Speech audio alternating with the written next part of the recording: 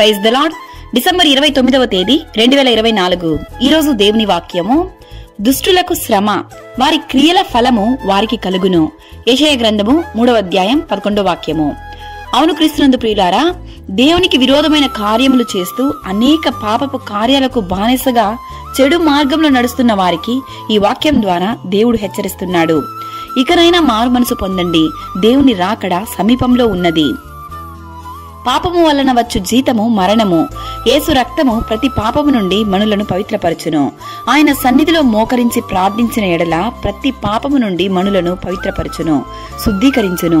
దేవుని వాక్యం ఇలా సెలవిస్తుంది, ఇదిగో త్వరగా వచ్చుచున్నాను, వాని వాని క్రియల చొప్పున ప్రతి వానికిచ్చుటకు నేను సిద్ధపరిచిన జీతము నా యొద్ద ఉన్నది. నేనే అల్ఫాయు ఓమెగాయు, మొదటివాడను కడపటివాడను, ఆదియు అంతమునై ఉన్నాను అని. ఈరోజు ఈ వాక్యం వింటున్న ప్రియ సహోదరి సహోదరులారా, దేవుడు ఈ వాక్యం ద్వారా మీతోనే మాట్లాడుతున్నాడు. రహస్య పాపములు, చెడు కార్యాలు, చెడు తలంపులు, చెడు అలవాట్లు ఒక బానిసై ఉన్న మీరు ఇకనైనా మారు మనసు పొంది పరిశుద్ధ మార్గంలో దేవునికి ప్రియమైన బిడ్డగా జీవించండి. దేవుడు మిమ్మల్ని ఆశీర్వదించి దీవించును గాక. సకల ఘనత మహిమ ప్రభావములు యేసయ్యకు మాత్రమే కలుగును గాక. ఆమేన్. God bless you.